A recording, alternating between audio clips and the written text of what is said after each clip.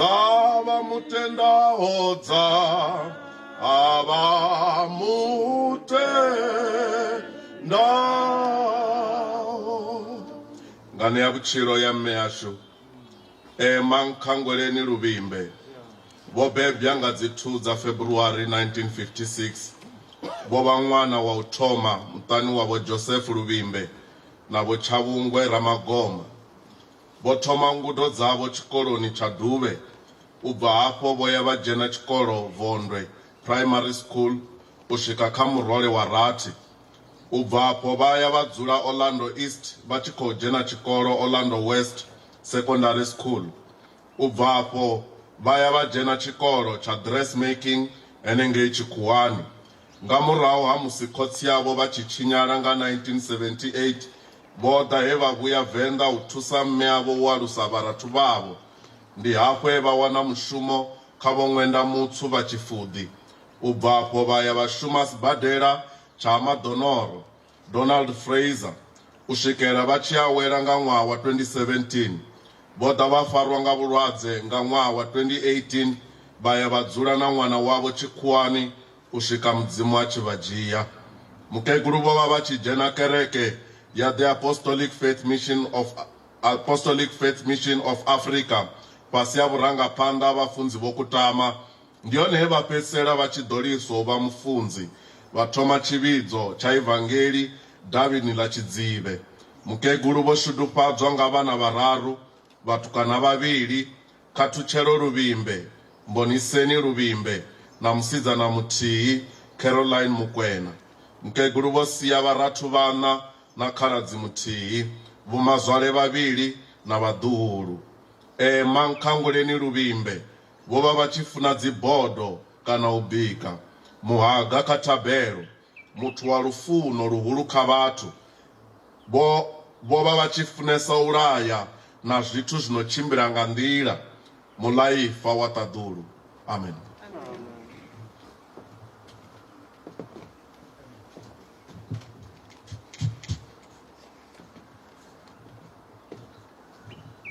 Ri khou livhuwa zwipiḓa zwe zwa fhira lwa vhudele nga u tou ralo ri ya u khunyeledza ri tshi ḓo ri musi ro wana luimbo lwa gospel team ri ḓo wana thabelo ya u isa ipfhini ḽa Mudzimu kha ri wane luimbo lwa gospel team lu tshi fhela ri wane thabelo ya u isa ipfhini ḽa Mudzimu line ra ḓo ḽi fareliwa nga vhafunzi vho Kutama TC.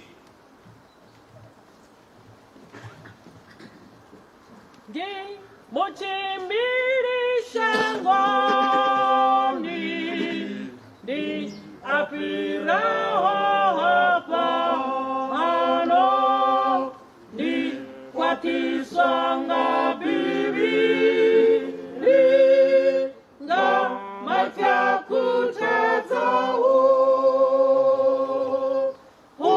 ribusi kumopi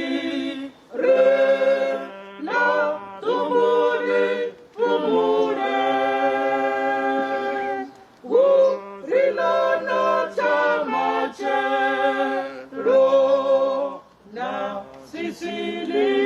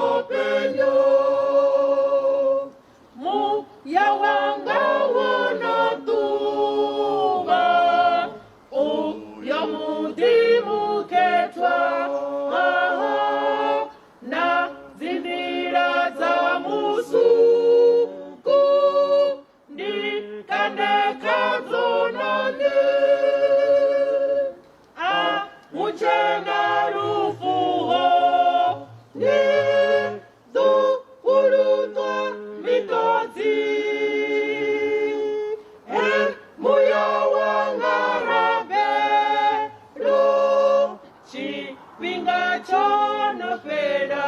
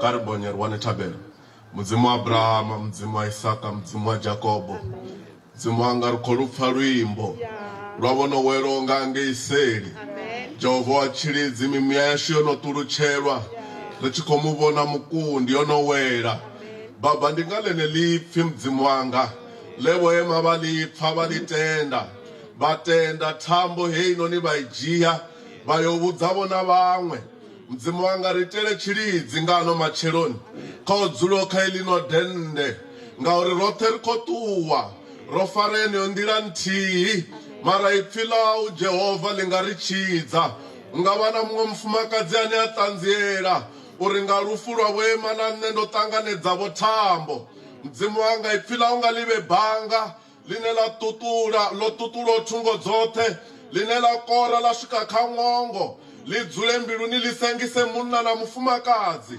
mumwe na mumwe abve chidibudziso ri achifodo ya gai mudzimu wanga bverera ngano macheloni muya wa mulanda wa wachimapa imai naye rivone mulilo watadhuruchitsa ipfilau mdzimu wanga Baba khalive nga chimo chine retu chivona rouvona mulova Baba na musirise kha chimwe chimo korabele ndichitendo dozvitanga Jesu Kristu wa Nazareta ndialivua amen.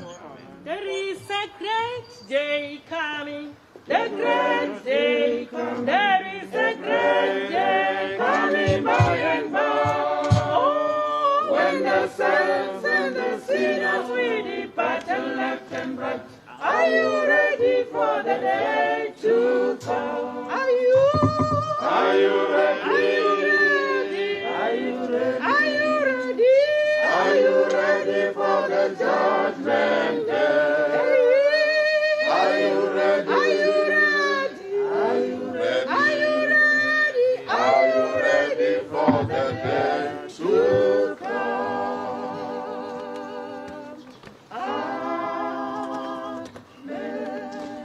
Rekoribu wachirizi cha mdzimu choloshikisa kachifing'a hichi. We thank the grace of God that allowed us to arrive at this time. We are going back to the Word of God. It won't be a long one, it will be short. He will read a few verses. Psalm 33, verse 12. Psalms 33, verse 12. Amen. Bamashudu ndi abo batu bane Jehova abamdzimu wabo na rushaka ulo rwaluketa arindirone ifalanga. Blessed is the nation whose God is the Lord, and the people whom he has chosen for his own inheritance. Amen. Amen. Nzumbulo chapter 14 verse 13. Amen. Da faifili chivata tululichiri mwala mashudu bafu bomrenani utoma zvino ina uraro muya nduri baole matupo abo ngari mishimo enda inabo. And I heard a voice from heaven saying unto me, Write, blessed are the dead which die in the Lord from henceforth. Yea, says the Spirit, that they may rest from their labors, and their works do follow them.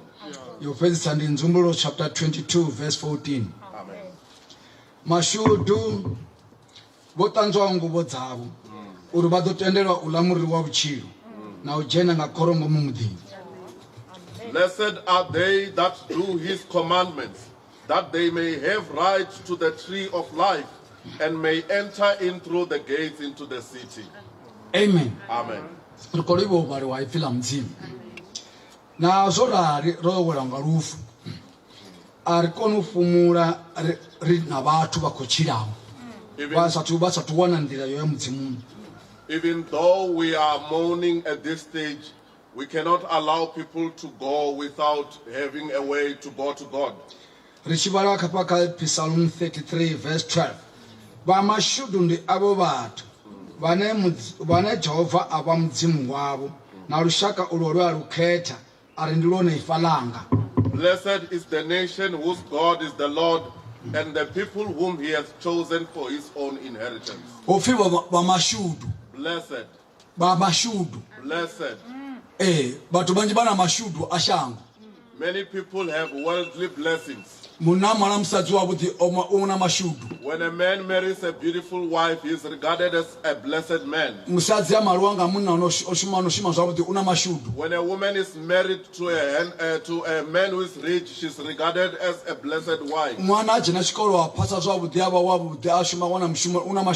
A successful young person is regarded as blessed. Having not paid a cent for the brains that led to that succession. Having not paid any cent for wisdom. But the word of God says, it does not speak of worldly things. Blessed is the nation whose God is the Lord, and the people whom he has chosen for his own inheritance. Amen. Amen. While you are seated on earth, you are God's own inheritance. You are God's own property. When God speaks of you, he says, blessed. Amen. Amen. Blessed. Blessed people to us are people who have nice things of this world. Blessed people to God are those who know God. Because those who are blessed to God, when they die, their inheritance doesn't end here on earth. We may accumulate things of this earth, but when we die, we go with nothing. But to God, when we depart from here, God says, this is my own inheritance. This is my own wealth. These are people who believed in me. mudzimu atakadzwi nga asina lutendo God is not pleased by a man who does not have faith. mudzimu atakadzwi nga asina lutendo God is not pleased by a man who does not have faith. utakadzwa nga muthu ana mutenda God is pleased by those who have faith. kha vha miriambe chimwe chithu Let us tell you something. avaho fano ngotomela sa ngowa You did not grow from the soil. amen Amen. ava ngotomela sa ngowa u swika va xivava You did not grow from the ground. va tisele zwavhuḓi Look at yourself. tshe shango la vha hone Since the birth of this earth u swika lexi yo guma up until the end of it, a hu na muthu ono ḓo fana na vone there is no one like you. Amen. amen Amen. hezwo ndi art ya mudzimu heyo That's God's art. milenzheni mivili You have two legs. ende zwanḓani zwivili You have two hands. maṱo ndi mavili You have two eyes. ningo ndi nthihi One nose. ṱhoho ndi nthihi One head. ndeve ndi mbili Two ears. mara dzi fani na dza muṅwe But they are not like any others. ndi art ya mudzimu heyo That's God's art. a tshi vha sedza uri vhona muthu wanga When God looks at you, He says, "Look at my people." a tshi vha uri ḓa uvhe ndi vhe mudzimu wa uri hayi But when He says, "Come, let me be your God," you deny. amen Amen. zwino tshine tsha ḓo dina ndi hetshi But the problem is that vha tshi a ri funi a vha nga pikisi when you go to death, when you die, you won't have the power to deny. amen Amen. vha fa vha sa funi You will die you will die without any permission from yourself. vha fa vha sa funi You die without any permission from yourself. amen Amen. ende vha nga humbeli pfarelo kha mudzimu lufuni And you won't ask for forgiveness after death. ukona mudzimu kana vha tshi pfumedzana naye zwino God wants you to solve your matters with Him vha now, wane mashudu a bvaho mudzimuni so that you get blessings from God now a vhutshilo vhu sa fheli of an everlasting life. amen Amen. Amen. a ḽi pfale ḽi fhungo It's not that much clear. a si uri vhathu vho pfuma vha na mulandu hayi It's not that rich people have any problem. tsho vhifhaho ndi tshuri arali vha sa ḓivhi musiki The only problem is that if you don't know your Creator, kha mudzimu vha laṱa to God you are forsaken. amen Amen. a vha pfi bivhili iri vha mashudu ndi avho vhathu The Bible says, "Blessed is the nation vhane jehova a vha mudzimu wavho whose God is the Lord." kha vha pfi hafha zwamba uri na vhaṅwe vhane jehova a si vhe mudzimu wavho It means that there are people whose God is not the Lord. amen Amen. vhe vha funḓedzwa muṅwe They were taught another God, ende ane a si vhe musiki and who is not the Creator. vhaṅwe vha rabela zwifanyiso Some are praying to pictures. ende vha tshi rabela zwifanyiso vhaṅwe vha khou rabela dzikholomo Some are praying to cackles. mara arali vha tou sedzavho zwavhuḓi vhoi ndi amba vha tou wisa mihumbulo yavho zwavhuḓi uri vha ye kha khwathu kha kholomo vha ri mudzimu wanga vha zwi pfa zwiṅwe zwithu zwiswo But if you think clearly, you go to a cow and you say, "This is my God." Even yourself, you can see that it doesn't make ende sense. ende i tshi fa vha nga i laṱi vha ḓo ḽa And when this God of yours dies, you don't eat it. You won't forsake it. You will eat it. ende vha funḓedza na vhana vhavho uri kha ri rabele kholomo iyi Unfortunately, you even teach your children to pray this God. ende heiḽa kholomo iḽa ya dovha ya ḓi ita ungari muthu nyana ngauri i na ḽimuya ḽa hone ḽo dzhenaho And this cow will give you some sense of humanity because there is a demon in this cow. kha vha mande vha vhudze tshiṅwe tshithu Let me tell you zwino something. vha khou ri kholomo ndi yone sikaho shango So you're saying this cow of yours, this God of yours, is the creator of the earth. kha vha ḓo pombolowa vhonyana zwiṱuku Have some sense in you. vha ri ei mbudzi ine vha khou rabela muḓini ndi mudzimu wa shango ḽoṱhe uyu You think the goat that you are worshipping at home is the God of all nations. i a nisa mvula Will it bring rain? ndi yone itaho ḓuvha Will it bring sunshine? ndi yone inoita masiari na vhusiku Does it give day and night? ndi yone inoita vhuria na tshilimo Will it bring us ei summer mbudzi ino khou and winter? rabelwa nga vhone The goat that you are worshipping. shango ḽoṱhe ḽi ḓi rabela ei mbudzi So the whole world should come and worship your ende goat. i tshi fa zwino ri afhi So when this goat dies, where do we go? Amen. vha si fa zwithu zwone a vha pfe tshifhi vha mashudu Blessed ndi havho vhathu is the nation vhane jehova a vha mudzimu wavho whose God is the Lord, ane one o sikaho zwithu zwoṱhe izwi the creator of all things. amen Glory to God. zwino kha vha pfe ndi khou vhudzisa vho iṅwe mbudzisaho a vha tendi vho ḓa u rabela mudzimu wa zwithu zwoṱhe I'm asking you now, don't you want to worship the God of all creation. Won't you repent today on on Emmah's funeral? When you are witnessing such testimony and you can hear yourself, now go with this word. Seek God who created all things. While you are still healthy, while you can still wake up and wash your face, when you can still wear your trousers, when you can still wear your dress, go to the hospital. Many men want to wear their trousers, but they can't anymore. They want to say many words, but they cannot anymore. Your day is drawing nigh. It will also happen to you. Seek God. Seek God of all creation. He who has everlasting life. Amen. Hallelujah. This is what you are guilty of. You are guilty because of not believing in God. People want to pay, want things that they will be able to pay for. When we say salvation is free, you don't understand. What is it that is abstaining you from believing in God?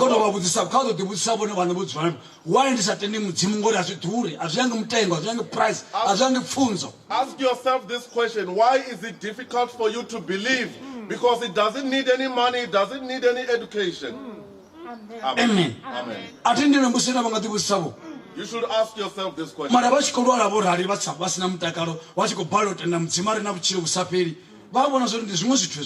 On top of that, you are sick, but you don't want to worship God of all creation who has everlasting life. Amen. Chapter 14. Revelations 14. Glory to God. Amen. Chapter 14, verse 13.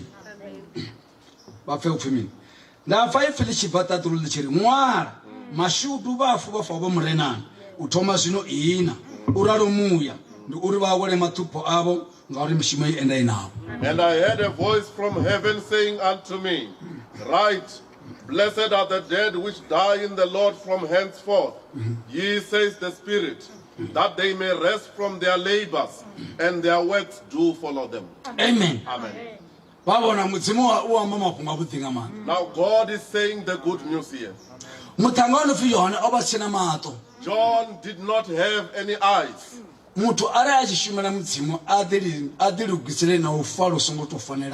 When you are working for God, you should prepare yourself to die an unpleasing death. Because when you are worshiping God, people do not love God.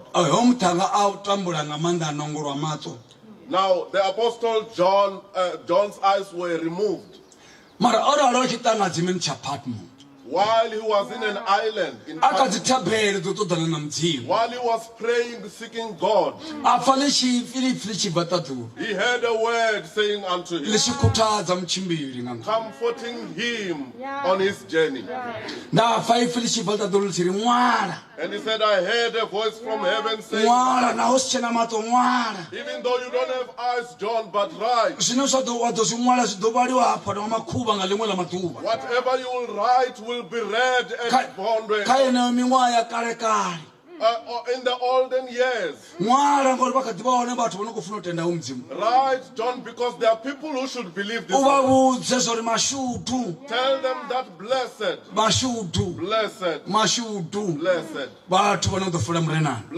are the people who will die in the Lord. Amen. Amen. I'm asking you, while you are sick like that, while you are only surviving on medication, when you wake up in the morning, you take in the afternoon you take your medication. In the evening you take your medication.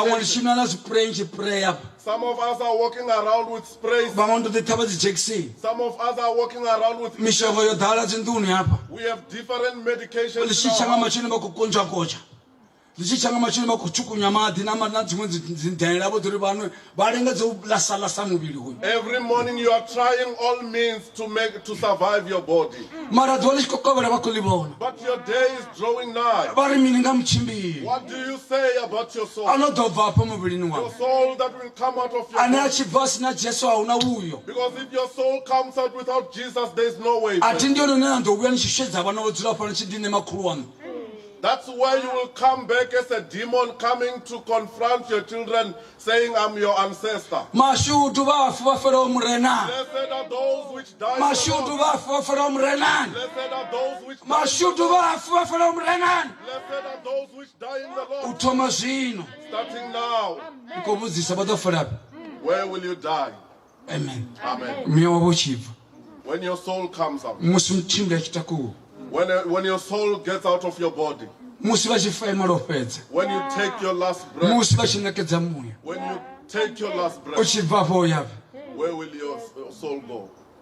kavamumbire ruviri myanga Think twice, my man. asi mistake izvi This is not a mistake. ndipfila mudzimu noita izvozvi It's the word of God which arina vudhipinduleli apo we don't have the ari responsibility. kono rabhira roro vati vasingochafa We cannot pray so that people may not die. zobva ngavuchinya makuru kugwa zvaadhamwani It came from the Garden of akono Eden. kubonala izvi zvithu izvi That is where death and began. arazora richikobonala kamiviri yashu And when it's happening like this, ari vasingotenda mudzimu if you did not believe in God, vatsira vudzira vafu vachikatwa nga rufu you go to Hades. vakobva kalu rufuru You coming from this vaya death, kalumwe rufu wa mbiluni ya shango. you're going to another second death. Haleluya.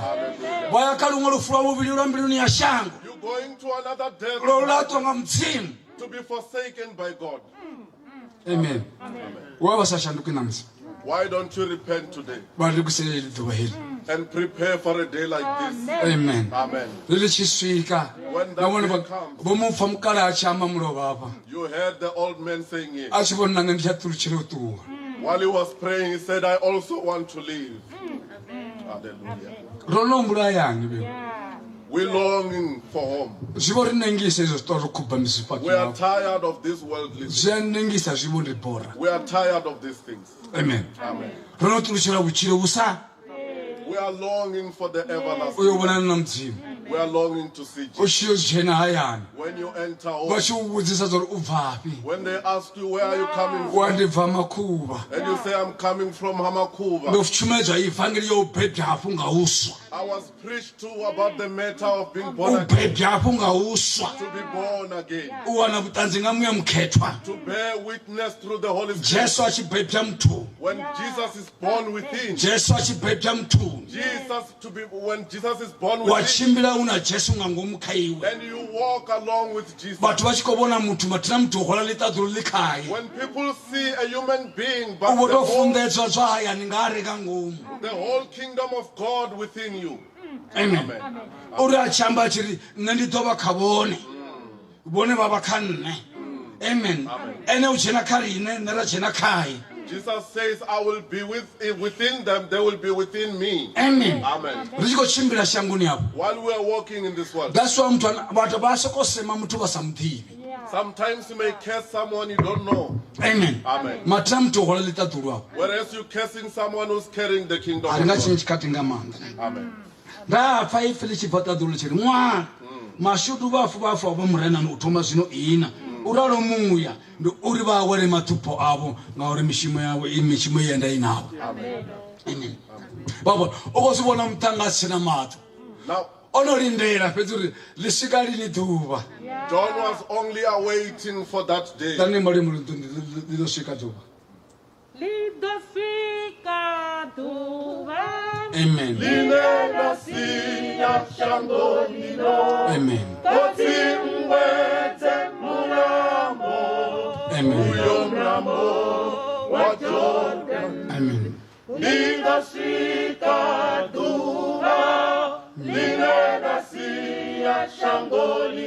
Hallelujah.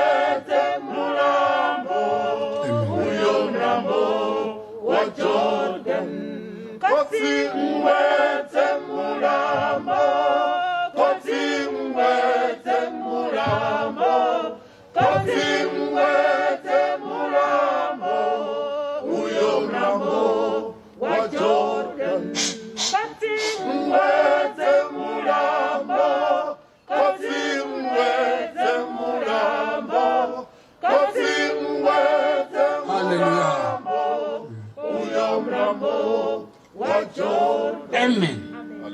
Shibatulushela zayani. When you long for home. Mudzulapo washangoni lino.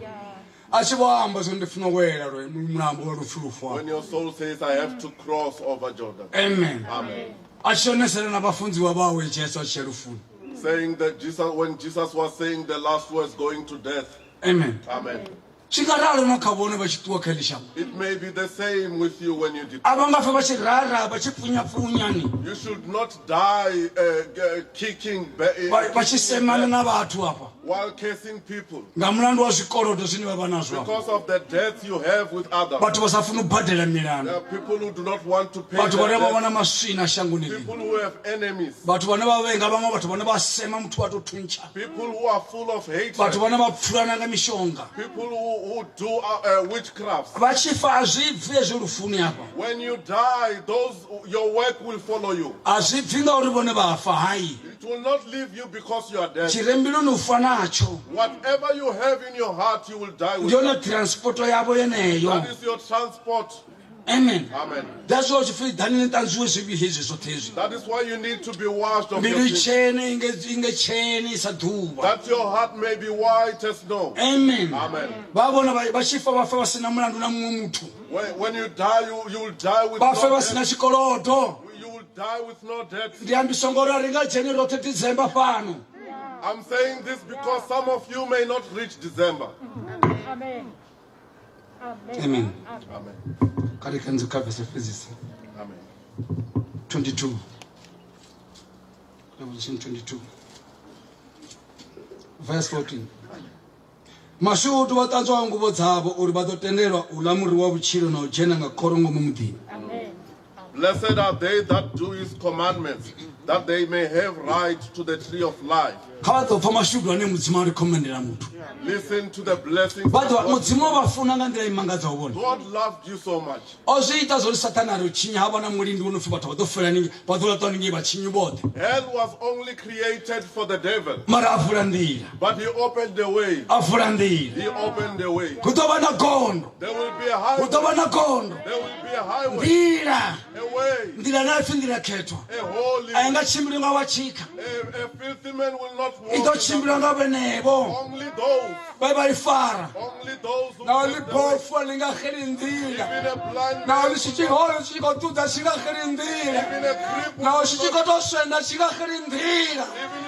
if you're walking on your feet, there will be a highway. And it was opened at the cross. When he said it is finished, it's only for those who are traveling. Just like she had traveled. Amen. Amen. Hallelujah. Amen.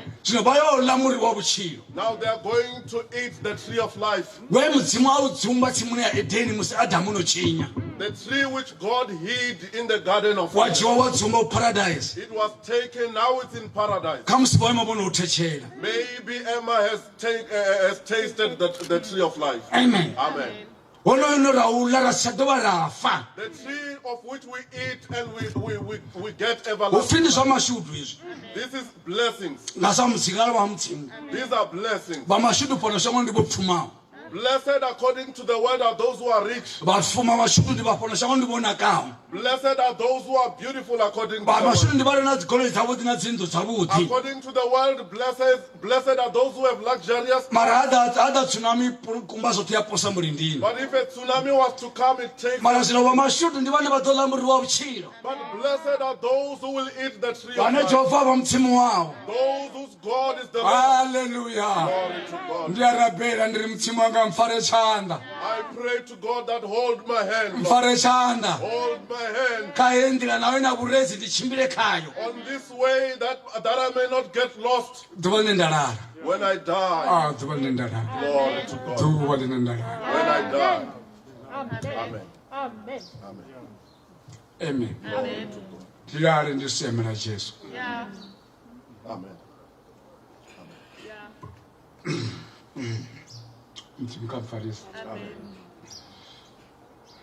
Hallelujah. God wala wanimbi hapo ngapo chakuno wala matuzeni ino tatachipatu. Bamundule bakotamula la mangamanda bakochia mitsimbe yori floto fora kono shangoni. Wado favora na mumkala no bona bachabona.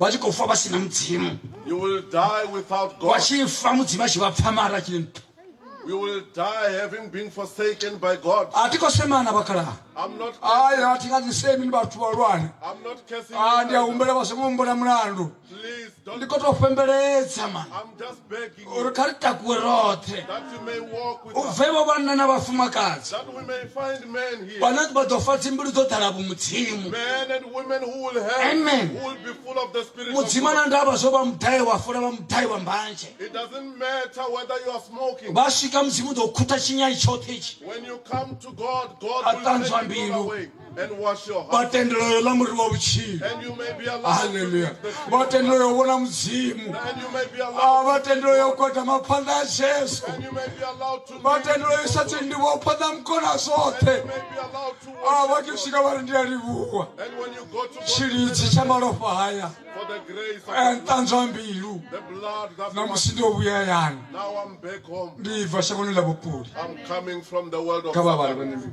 Amen. amen Verse 14.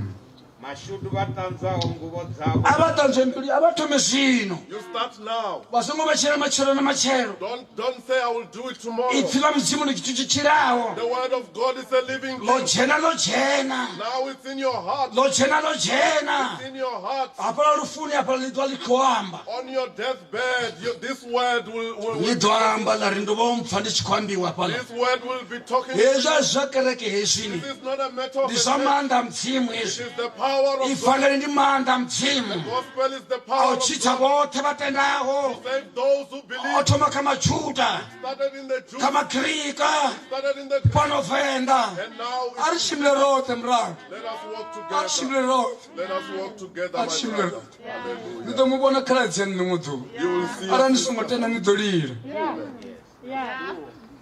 Glory to God. ori ndonivudza mwana miwa ndonivudza mwana miwa marasedzani zvine nakwayaone zvi nichiratonga mudzimu rwachoto aningadhoveravonana amen richochena jerusalema leswapa Enter Jerusalem. jerusalema la mudzimu The new Jerusalem. muntu opatiwanga mudzimu A city which was built by usongopatiwanga God. zvanda zvavantu It's not built by men. aunyaki dziqualification dzimwe Your qualifications are not unyaki ya given. qualification ya lutendo pedzi Only the qualifications of your unemba faith. mudzimu nga lutendo You catch God by wafara faith. nga lutendo Catch God by faith. wabofa miyano And you start to you wabofa miyano mbeli unozolidofana chitenda you make an agreement with God. amen Amen. wakondelela And you persevere. wakondelela vasema vatu ulwendo niholwa People will curse you on this way. usemwa nanga vane wavana vungango muchividzoni Even the people who are, usemwa nga masaka othe even your siblings, usemwa nga mahosi even the chief, usemwa nga community yothe the whole community, nga mulandu wa lwendo hulu because of Jesus. amen Amen. mara wari andapfala ndaive But you close your eyes ndatati yangu pfa chitu and say, I don't want to hear. ndikoya ndalivahone I'm going uri forward. ndife ndikoya panda I'm heading towards ndiyolamuri wa vuchilo huyu so that I may eat the tree of life. ndikuvudzisa I'm asking, vatofeleke where will you spend it? aya machelo aya mafungo atori mininga What will you say about this word? amen Amen. haleluya Amen. aya mafungo vatori mininga What do you say about this word? auna mushonga mani narichibvamba njeni aringobviswa njeni nga chimwe chitu When we left Dhaka, there was nothing. aringoruwa nga tangu There was no medication. otoposwa maipfi ndatiwana It was this word only. ndadipfela vutungu nemune I felt sorry for myself. narizvana ndichifandora ndikodhamba nje panda mudzimu ndingaidhana I asked myself, if I die smoking, will I- chandiye pandanyana ndivone ndichisendera dzini ya jesu ridoitani let me go closer to Jesus. ndichisendera dzini ya jesu jesu ashuma mushumo wawe When I went closer to Jesus, vari uchidhakaena newasendera when I went to him, he also came to uri me. adawanetinga mututsari kure He says, he who comes to me, I will not forsake. richisvika ratangana When we met in the middle ratangana ndiya museko aleluya at Amuseko, dhuva lendamuwana the day he found Jesus, dhuva lendawana vutanzi nobva kamu ya mukheto the day he found the dhuva witness, leyataviwa jesu the ngomukhanne day Jesus was planted in him, mbanje dzawa Dhaka went fora away, lawa cigarette went away, kufarekano hawa girlfriends went mazvipi away, hawa lies went zvote away, zvawela pasi all these things of the world atingobhodhera napeni without paying a ndozviona mahara for free. zvinovone vahanirani Why are you denying? amen kwava ndipedzisi Amen. ndopedza zvinorya tu ndipedze ndinapedza verse 14. Amen. Mashudu vatanzawo nguvo dzavo uri vadotenderwa ula muri wa uchilo na ujena nga dzikoro ngomumudhiri. Amen. Amen. Bazifa mashudu. Hayo mashudu neriamba ahonesi. We talk of blessings which are here now. Ane abahonesi na panepan. These blessings are here now. Bangatola ndura mara one ahonesi na nepan. You may deny, but these blessings Urubone bateba faith fangelinga echichimo ichi. for you to come and hear this gospel. Asivubutari ni abo hai. It's not because of your wisdom. Asivungori bone bakufuna dobulungu kaba bona sori shangolo talengo dapa ngamnandu wa COVID. As you can see, many people are not here. Mara bone because of baba nyuluza bataba sikaba. but some way, somehow you came Uto here fama fungo buchilo busafiri. just to hear this matter of the everlasting Not life. chumale nyato fe kwango kuba kungelo tori bari pechelede hai. Not a sermon which Ari will na require mshumo you na to chelede pay. yabo ma. We don't need your Ari money. na shimu china kuchita kabo. We don't need anything Ikodo else. to da pete sori bone ba wone buchilo busa. Pe. We only want you to get everlasting life. Ifalona lina tseta. This everlasting life is not stingy. Kuri batu wanjara abana situnga suka mtini wa divorce ngola siliwa. Mara hapa kayo ka umtimu. Rikola rote buchilo busa. Pe. God has, Na bana basho. God has prepared for all of us to eat the tree of life. Amen. Amen. Hallelujah. Amen. Zona tulishero rinezo. Glory to God. Abafrishimba shiri bachimbiri. Yes. Arungo da chote hapo. We are longing for this. Amen. Chikapsoro chitutocha swika. Amen. Hallelujah. Amen. Nechera dani pose my fatabelo. Glory to God. Amen.